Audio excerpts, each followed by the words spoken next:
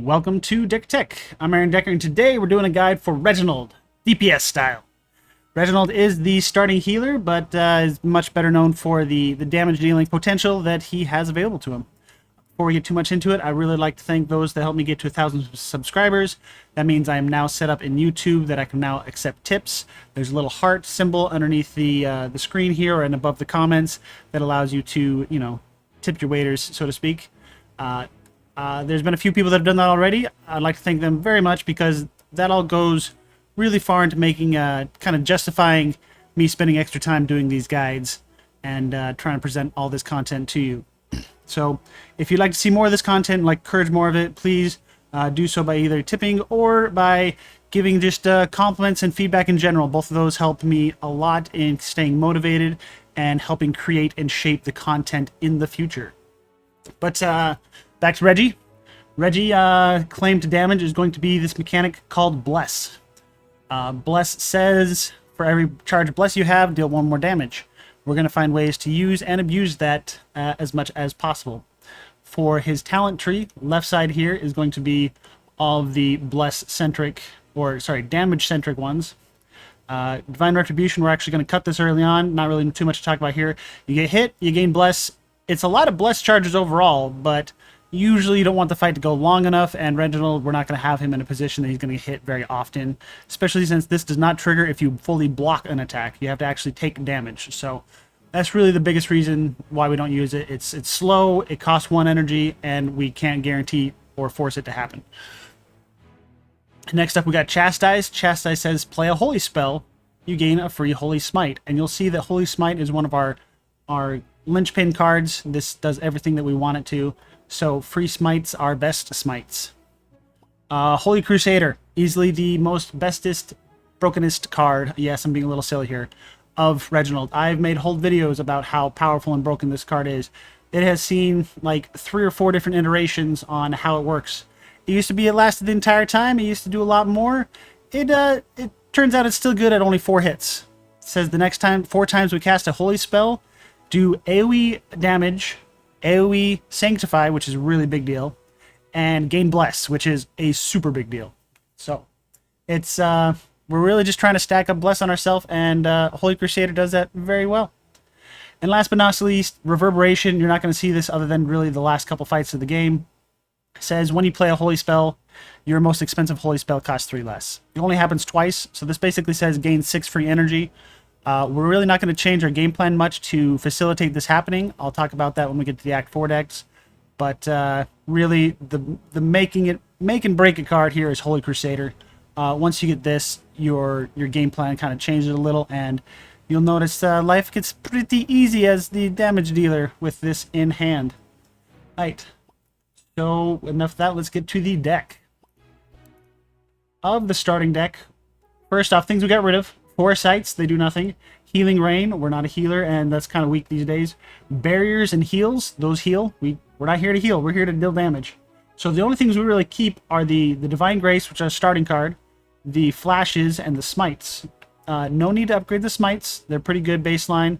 If we're going to upgrade them, we're just going to go for the 2-cost option. 3-cost is not available to it. Like, we don't have enough energy production to really justify a 3-cost card early on. Flashes, we are definitely going to upgrade those to the 0-cost. The energy is one of the most powerful of upgrades to a card, so the cost reduction there is what we need to begin with. Next, we're going to kind of look through these holy spells, and we want the ones that say all monsters. I am only on Madness 14, so you do see the rare cards here. Those are not accessible to all levels of play, so we're not going to talk about those in the starting town. And remember, I am set here to Madness 14, so if you have a lower difficulty and more shards, I'll show you a couple ways to upgrade and spend those shards. If you're on a higher difficulty and less shards, I'll try to point out the important ones, but try to adjust according to your game plan. But this is the general most stable way to start the game. So we're looking for holy spells that hit everyone. And Dawnlight and Holy Nova are the ones that do that. So Dawnlight has the base version, just says hit a single target but cost 0. We don't want that. We want to hit all the monsters. 1 energy is acceptable for us to do that. because even though this says X equals your hand size, even if it's the last card in your hand, it's still going to gain the bonuses from Bless. So it basically says deal X damage to all enemies where X is your Bless. We're also going to modify that with perks later on, as you'll see, and that gets multiplied by powerful, and yeah, like, just kind of stack all the goodies on top of it. We will try to cast Dawnlight as soon as possible in our hand so that we maximize the damage of this cards in hand. But honestly, even if this said deal 0 damage, all monsters, we would play it because we are able to increase that damage enough that that intent is made, if that makes any sense. Like, we just want to hit all the monsters. So there's two ways to do that: Dawnlight and Holy Nova. Holy Nova does have a 1-cost option, which, go figure, is the version we're going to go with. You might be noticing a trend here. Cheaper is better. Because we just want as many attacks and as many hits as possible for as efficiently as possible, because we're going to try to just increase that raw base damage of every attack. Like, these are saying 4 damage a piece. That's fine. It'll be doing 60 to 80 a piece because of the buffs we're going to be giving Reginald throughout the fights. So the reason I recommend 2 Dawnlights and 1 Holy Nova is that Dawnlights vanish. I think 3 is a good number to have in the deck, but we don't want to keep them in. We don't want to keep drawing them later as the fight goes on, because as the fight goes on, you're going to be focused more on single target damage. I think 3 is just a good number to guarantee drawing 1 or 2 of them in your first turn. But as the fight goes on, we just want to be focusing on these smites. And actually, we'll get to it later. Like, these smites are our biggest bless generation, because as Reginald, Bless is our biggest increase in damage, and you'll notice there aren't many good ways to do that. Holy Storm says sold because I bought it and then sold it immediately, because it's just there's no version of this that is playable in its current iteration, in my opinion. It just costs too much for doing so little. There are more efficient ways in Holy Novas and such. So our only Bless card that generates Bless are these smites, which is why we added one. I could see going to a 4th one if you really wanted to. I think 3 is a good number, especially once you add these inner fires.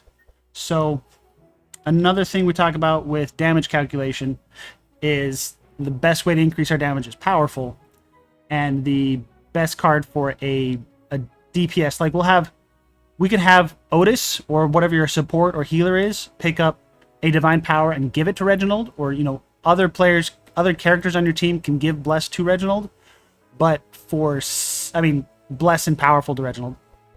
But him getting it for himself is going to just be this inner fire card. The reason we're going with a 1-cost version, even though it costs more, is that it draws itself and it vanishes. The drawing itself is important enough that we'll spend that extra energy, because we don't want to be stuck with it in hand and not have any damage cards to play afterwards behind it. Yeah, what do we miss here? Sunbeam. So you remember that I said Bless increases damage. Well, cards like Sunbeam that have 2 damage types here, so it says holy damage and fire damage, Bless will increase both of those independently. So if I have 20 Bless, this is gaining plus 40 damage. So this is double dipping in Bless. So you want to craft and find as many of these as possible. I'd say like 3 or 4 is probably where I'd stop, but like for every flash I have, I'd rather have a Sunbeam. Even though flashes are 0 cost, you can work the energy math out if you need to cast as many Sunbeams as possible once you have max Bless. So our play pattern is going to be building up Bless and then maximizing on it. I think that covers all the cards here, other than Fanaticism. Remember I said energy is a premium? Well, Fanaticism is the best and easiest way for a healer. I say healer because Reginald is our DPS. Best way for them to gain energy, and you're going to want to upgrade it to the version that does more damage to yourself, but also gains more energy, so that we can successfully cast as many spells as possible when our turn comes up. Got 2 things coming up next. We want to talk about, I'm going to show you a combat and then the perks. I'm going to make sure I talk about all the cards here. Oh, Flash. So Flash has 2 options. It has the 0 cost and it has the 1-cost draw. Really, you just got to manage your energy cost here. You want to keep it probably about in the 1 ballpark if you've got Fanaticisms and Inner Fires. The math kind of checks out that 1's a good number, Anything cheaper, you might end up with extra energy and not enough cards. Anything more, and you'll end up with cards in hand, not enough energy. So balance it to your heart's content. I think 1 or 2 flashes that are 1 cost early on is fairly good, just for the fact that it helps you guarantee getting these smites on the turn that you need them, because it's really important in your play pattern to start with smites and then lead into these AoEs. So just more card draw in our deck helps ensure that we get the play pattern we want on a consistent basis. Too many of the 1 cost ones, we're not going to be able to play them all, so you just have to find a happy balance between a couple of them and then the rest just 0 costs, so that we can play as many cards as possible. Alright, let's get into perks. We'll do perks and then combat. Perks. Most important perk here, Bless. Specifically, Bless does 1.5 instead of 1. So remember earlier where I said that Sunbeam did, you know, with 20 Bless did 40 damage? No, it's going to do 60 damage. It's kind of a big deal. This is a huge perk for Reginald. This is more important than any of these ones over here. This Bless will give us more damage than this just straight damage perks. You will, of course, pick up the damage perks and the Sanctify perks. Of the Sanctify ones, I recommend the one that increases the resistance reduction. So the lower our enemy's resistance, the more damage we're going to do. Charges is okay, but you'll get a lot more mileage out of the resistance one. If you really want to, and you have 2 people on the team that are, like, someone has extra perks, Reginald could get the plus Sanctify charges, and someone else on the team could get this Holy Resistance changing one. That is, what, 7 perks deep, but there's a way to kind of double dip in that. Yep. And then otherwise, the next most important one is this powerful perk. There are 2 options here. When I put the perks in the description, I'm going to recommend just the baseline start with this 12 goes to 12 charges one. If you can maintain at least 6 charges of powerful every turn on yourself, this one is stronger because it has a higher potential, but it also resets your powerful every turn. So the safest way is this 12 charges one. Otherwise, if you can maintain it and you know what you're doing with that, go ahead and go with this. Try this 10% per charge one out, and you'll do a much more damage overall. As like I said, as long as you can maintain those powerful points. And then other than that, you want to be as fast as possible, but you want to be the slowest person on your team. And then as much energy as you can manage, because energy is damage. And yeah, I think that covers everything for the perks. I'm trying to keep this video as quick as possible because I want to show you combats. Combat. So this is combat numero uno. We'll kind of quickly breeze through these other people's turn. Magnus is here to put vulnerable on all the enemy targets, lower their resistances, so that Reginald does more damage. As you can see, we're looking for these holy resistances, and we want to aim the vulnerable at those that have the most resistance or the most hit points, so that they kind of all die evenly when Reginald AoEs them down.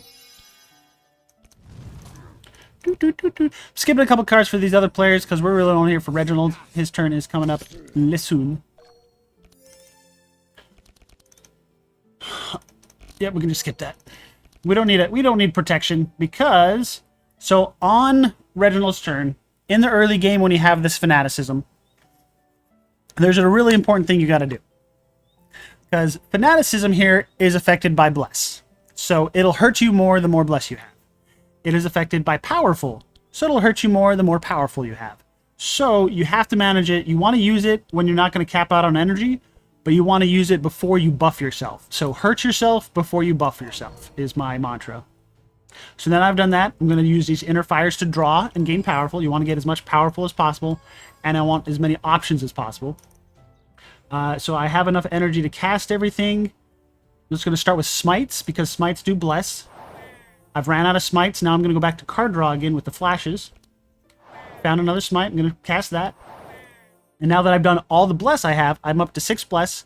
Not very much, but you're going to notice this non-light is doing 30 damage apiece. Bam! And then I can finish off the elite there. Sunbeam has enough to kill off the rock golem. And as you can see, it is a little bit easy peasy, as they say. And that is how you play Reginald combat. I know that was super quick and dirty, but That's where we're going to kind of go with for now. I will show you one more combat later in Act 4, but let's get to the Act 2 decks. So, in Act 2, not much has changed. I found another Sunbeam. I found a boon. With that boon and that Sunbeam, I ditched the Divine Grace. That's our starting card. I forgot to even mention that starting card. You'll just use it on yourself to generate Bless on yourself. It's a super easy one to cut because you'd rather just cast a Smite. Yes, the Smite has one less Bless, but overall you'd rather just be casting Holy Spells. You want all the cards in your hand to be, all the cards in your deck to either generate energy, be a Holy Spell, or draw you a card. So I got rid of the Divine Grace. You could keep it maybe to the end of Act 2, but definitely once you get your Holy Crusader, not Holy Crusader, the talent here. Yeah, Holy Crusader. Once you get Holy Crusader, you need to ditch your starting card ASAP, because it is not a holy card, and as we level up, the more important everything being a holy spell matters. Yeah, so nothing really changes your card-wise. Things to look out for, you might be running if you have lots of spare energy, maybe you're running this Holy Storm. If you are running it, I'd recommend probably the Bless version, even though it costs more. But Holy Blast is not really a good card these days. If you need Sanctify, it's probably better to just cast more Holy Smites. If you are going to use Holy Blast, you want the Vanish version that does twice your Bless. The reason I don't recommend it in the deck is because of the play pattern. This card is only good later in your turn cycles, like turn 2, turn 3, or at the end of a turn, because it relies on having Bless. And by the time we have a lot of Bless, we'd rather just start AoEing things down instead of single targeting something. And you have enough single target to kill bosses without it. So it's a good card on paper, but in execution, I just never find a reason to cast it these days. I just have other options that are more impactful. Yeah, that's it for his cards. Honestly, there's really not much to change for Act 2. Really, the biggest point here to talk about in Act 2 is going to be items. Let's see if I have anything useful here. No, I do not recommend the Searing Dagger. I played with it. It's okay. The nice thing is it's an AoE card that's affected by our Bless. The downside is that it's filling up our deck, and it is not a holy spell. As I mentioned with our starting card, holy spell is the most important tag on our cards, and this does not have it. So I'd rather just run, rather not run this weapon at all. Sorry, I'm stuttering a little because I had a little bit of stress going into this this video. But now let's see items. Guess the keyword. I'm gonna type it in here. It's a 5-letter word. Bam. Bless. These are the best items for your hero. Bless charges are best charges. Reginald wants to get to max stacks of Bless as soon as possible. It is a really hard buff to come by. You're not going to get many charges of it outside of just these items and your perks. So the chalices are the best item for him, bar none. I don't think any of these other ones really apply to him. The Kingmaker is okay.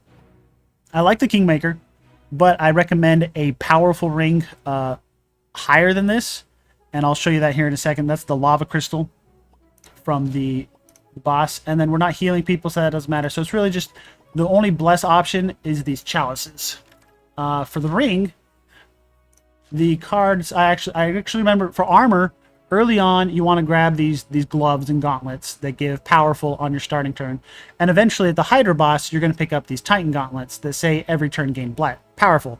Which if you remember, I said if you can maintain at least 6 points of powerful on yourself, then we could increase our damage through that powerful perk. And the Titan gauntlets is one of the ways to do that. Another way to do that is the lava. It doesn't show up here. Lava Crystal. The Lava Crystal casts on ourselves Overheat every turn, which says gain powerful, amongst other things. So, and Lava Crystal is guaranteed on the Fire Boss, and the Titan Gauntlets are guaranteed for the Hydra Boss in the green biome. So I recommend at least picking up one of them, if not both of them, depending on which perk you pick for powerful. I usually run both of them, and I never regret it. But it's perfectly acceptable to just pick one. You will eventually want some sort of powerful generation every turn. And then, of course, Power Coil is the end-all, be-all of power items, which yes please, but you can't really guarantee finding that. The other two items you can at least guarantee to find. And then last items worth mentioning are Sanctify. If you can't find the Chalice, then the next best option is going to be the Holy Hammer. This one's really nice because it applies Sanctify every time you hit someone, and you have a lot of AoE. This also applies to your Holy Crusader talent card. So you will be applying a lot of Sanctify, and Sanctify is going to be reducing the resistances of your opponents, which is, of course, increasing your damage. So it's just a really good damage increase item. It's basically on par with the Chalices. I think the Chalices overall will have a better effect or scale you faster, but there's absolutely no downside to running the Holy Hammer instead. Let's see, I don't think there's much else here. Sanctified Charges is nice. You don't really need much to get, like, you don't need much sanctification to get really far with it. So just a little goes a long way. So really just the Holy Hammer is what I'd look for, Sanctify. And there's one more thing I was going to think of here with the items. What was it? One second, gotta look at my notes. By my notes, I mean it's not in my notes. C'est la vie. Such is life. That should be it for items. If I check the comments, I may add to the comments the thing that I was going to mention with items. I can't find it now. And that's all for items. Let's move on to Act 4. I feel like I'm missing something. Let me know if I'm missing something. Also, let me know what you like about this video so far. I'm trying to speed it up to my normal cadence just to include these combats, but honestly, there is just so much to talk about. So in Act 4, we now have Holy Crusader. So the end-all be-all of our strategy is get Holy Crusader turn 1, use Holy Crusader, profit. So that means our whole deck needs to be holy spells or cards that draw cards. So I got lucky with a lot of meditates. I only crafted one, and the other two came to me. You're gonna upgrade them to the energy version if you can. Honestly, if you just keep them the default one and you just draw with it, that's okay, because we're just trying to guarantee drawing Holy Crusader turn 1. I've upgraded. I still only have one upgraded flash. You can just manage your flashes on the draw or the 0 cost based on how much energy you're producing. These Holy Smites are still the 2 cost version is what you want coming out of town. I have this 3 cost version here to remind us that in Act 4, we're going to be facing the Archon at the end. And right before the Archon at that final upgrade altar, you're going to want to change all of these 2 cost smites into 3 cost smites. And the reason is there's this talent that says, hey, every time you cast a holy spell, reduce the holy spell by 3. And if our highest cost spells are holy smites at 3, ta-da, we mathed out really well. So the holy smites to 3, I don't necessarily recommend leaving Act 4 town that way. You can if you want, but it's better to just wait until after the twins, do it at the altar after a couple fights there, and switch them to the 3 costs before the final fights. I still like the sunbeams. Dawn lights are still a thing, mainly because they vanish, and you do need AoE on most fights at some point in the fight. So it's pretty good there. I have removed that Holy Nova because between Holy Crusader and Dawn lights, I should be able to AoE down anything that needs the AoE, and then the sunbeams are there for the single target and or finishing off things. Holy Fire. This is on the list because I highly recommend playing Reginald with Cornelius. The reason is that Cornelius has a lot of he starts with 2 scrolls of intellect, and you can craft a 3rd. If you get lucky, you might end up with more. So what Cornelius does is he tries to guarantee Reginald having 10 cards and 10 energy on turn 1, and as many cards as possible on future turns. Cornelius's claim to fame is also stacking fire really well. So you'll see him with a lot of fire spells, Scorching Ray, maybe a Combustion, but mainly the Scorching Ray to stack a lot of fire for Reginald, which means Reginald now has access to Holy Fire. This thing can do up to, 500 to 1,000 damage depending on resistances and stacks of burning, even on restricted power, because it says deal 213 damage. Neither of the upgrades are really usable because, like, you can use the yellow upgrade up until your final fight with Archon, but you really have to remember to switch back to the blue for the Archon fight because you don't want it to vanish out of your deck. You want to be casting this multiple times in a fight, maybe even multiple times in a turn. And the way you can cast it multiple times in a turn is if you draw your entire hand, your entire deck. I apologize. With, you know, you have enough card draw to draw your entire deck because you vanish out enough cards that it's only like 7 deep. You play Holy Fire, and then you play a Flash to draw back the Holy Fire and cast it again. That's an interesting play pattern that requires you to manage your energy really well and your deck really well. I highly recommend looking into trying it if you are trying to optimize and maximize your damage on the Archon fight. Up until the Archon fight, it doesn't matter as much because Holy Fire in this normal version will usually kill off most of the targets as they need killing Zafis. Yes, I'm being a little silly today. I apologize. What I missed? 4 cards. This is like there's no need for Holy Storm. Oh, let's look at some of the other holy spells. So of the holy spells, ones that I find playable and or not playable. Celestial Brilliance, it costs 7. Absolutely no way. Divine Insight, maybe a corrupted version because I think it costs like 5. But even then, this is just as good. Like a Holy Storm is better, and we're not running Holy Storms. Divine Ire, it's an overcharge card. The math does not check out on overcharge. Flash will play as many as we can and or cut down depending on, you know, Flash is our kind of filler card that we will manage our deck size with. I don't even know what Holy Aegis does. It is not a, it's not a holy card. It just says holy in the name.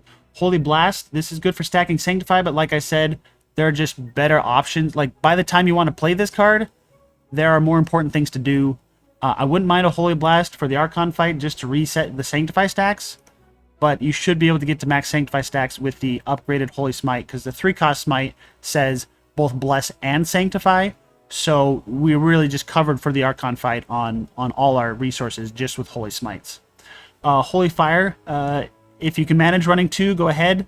1 is usually enough. It really depends on your energy and card management. Holy Nova, we only need 1 of it usually. 2 is okay early on, but you're going to start eventually cut it by the end. Holy Ripple, the math does not check out on how many targets it hits versus how much energy and damage it does. Penance, I haven't played with this one enough. The biggest reason not to play it, though, is because when you're looking to do single target damage, Flashes will do it for you because Smites are a really good single target and they amp up your damage with the Bless. Penance, even though it multi-hits, isn't stacking your Bless, so there's just not enough space for this card in the deck, and you want to wait to play it until after you've smited, which if you've already smited, then you don't have enough energy to play Penance. So a lot of this is just going to be, we're not going to play him because Smite is better. That's just the play pattern is play Smite, win game. Holy Storm, if you can afford the energy for it, is a fun card to play with. It's been nerfed a lot, so that's why I don't like it. It just doesn't have a place because it used to be Holy Storm was equivalent to Holy Smites. But now that the Bless version costs 5 instead of 4, it's just easier to cast the Smites than the Storms for the same amount of Bless stacks. So really what the goal of this is to get Bless with the Bless version, but since it costs 5, it's just a little out of our reach now. Purging Ray is super overpriced because it has Purge. Radiant Assault is the same thing with Penance. It's a really good repeat, but it costs too much. Sacred Bolt, just not enough. It's not enough damage for 2 energy. We have better options. Sanctification. This one, if I find a corrupted one, I'll play it. It's kind of just in that AoE factor thing. You don't want to play... The single target version is too expensive for single target. And then the AoE version, by the time we want to play AoE, the Dawn Lights are strong enough to clear a board. And yeah. Shining Force too expensive. Sunbeams we love. And Yin Yang Bolt is too expensive. So... tell me what you think about me going over all the spells. I did a lot more in-depth on, like, hey, why not these cards than other videos. It might have been a waste of time. Please let me know. Let's get into the fights. I have one more fight to show you. This one is really a hard one. Melancholy. All resistances plus 25%. That's kind of a big deal. You'll see it's even more of a big deal than usual. Check out the resistances on this. Holy resistances. 95%. 95%. These guys are taking absolutely no damage. I'm going to do a whole video about this fight in particular because, man, those resistances. Oops. We're going to try to kill the angel first because she is the most painful. I can play the sad. I got a little lazy there because this is let me Let me focus for a couple seconds here. I'm trying to remember the play pattern that works best here. So, the goal of, like I said, Cornelius, is to give Reginald max energy and cards. So, that is his goal. Otherwise, it's also give just a little bit of powerful. He doesn't need it this round because I have a war banner that started some powerful. But Reginald now is just missing 1 energy to be full energy and cards. And if you notice, I'm running Divine Power on Otis, which gives me 1 more energy. So, the most important way to increase damage on a target is modify the resistances. Specifically, lower the resistances. So, those 95% resistances are now down to 60%. Which means they're still stopping half our damage. Holy Crusader. I say find, I say play, right? That is, okay, mission accomplished there. Next is we need to maximize our Bless stacks. So Smites are the Bless card. I'm now below full energy, so it's safe to draw with a Meditate. And then I'm going to go Smiting. All the Smites, and you see, I didn't really talk about it much. Holy Crusader, I can't see it. Holy Crusader is doing an AoE to all of them, adding Sanctify, and giving me Bless, which is making me so much stronger. Here it is. AoE damage, AoE Sanctify, giving me Bless. Really important. Because now you see she's down to 30% instead of 60, and some of these are down to the 12s. Like the dark ones are super easy for Reginald. It's the light ones you got to worry about. Alright, so I have no more Bless. I do have a card draw, so we're going to draw with a card. It's an AoE. So next we're moving on to AoEs. AoE damage. Look at this. This is just so much damage. So much damage. Sunbeam. Oh, okay, so she's sitting at still 25% holy resistance, but I'm still ka-chunk. And ka-chunk. Ta-da! And that's, it's just cleanup after this. I spend a turn healing up Cornelius, and I'm off to the races. This is one of the hardest fights for Reginald because they were a lot of holy resistant units with 25% increased resistances, a lot more hit points, and the sads in the deck are really slowing down my momentum. Like, there's so many other cards I wish I had drawn, right? But as you can see, play pattern plus stacking your buffs and making sure you get that Holy Crusader turn 1 is a really big impact on a head start for Reginald DPS. Alright, I think that covers everything. Let me check my notes. Team comps. When playing Reginald, I recommend this team comp. Really, Reggie thrives on some sort of battery, so a mage to give him energy and cards. You'll notice my Magnus had Inspire from, actually this is not where I want to be. So warriors can give Inspire with Helping Hand, mages can give Inspire with Tomes of Intellect and such, mages can give energy with Dark Rituals, priests or healers can give you Bless through either Divine Power or some healing spells. Like if I had a Maluka on my team, she would be casting the Benediction on me to stack Bless. Otis is going to stack Divine Power. Nezglick will do both of those, actually. So that's actually... Nezglick can go either way with the Divine Power because it's a skill, or Benediction because it's a healing spell. Pardon me. So Bless from healers, energy and cards from mages, and cards from warriors. Scouts, Reggie doesn't really need too much from them that I can think of at the moment.